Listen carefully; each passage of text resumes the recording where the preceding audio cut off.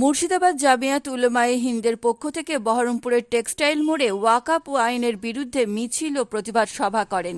তবে সুতি ও জঙ্গিপুরের মতো কোনো রকম অশান্তি যাতে না হয় তার জন্য আগে থেকেই প্রস্তুতি নিয়েছিল পুলিশ প্রশাসন। অন্যদিকে মিছিলের কারণে ট্রাফিকের সাধারণ মানুষ কোনো সমস্যায় যাতে না পড়ে তার জন্য বহরমপুরের পৌরপিতা নারুগোপাল মুখোপাধ্যায় নিজেই পথে নামলেন। কালাকানুনের বিরুদ্ধে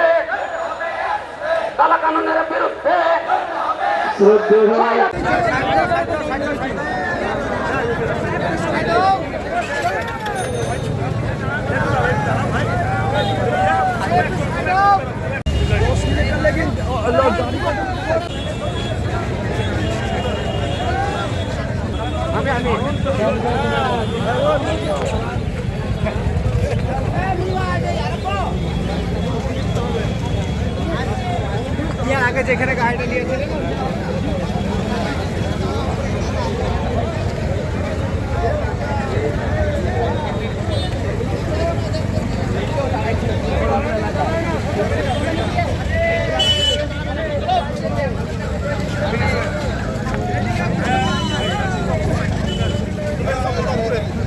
এদিকে যা হবে তো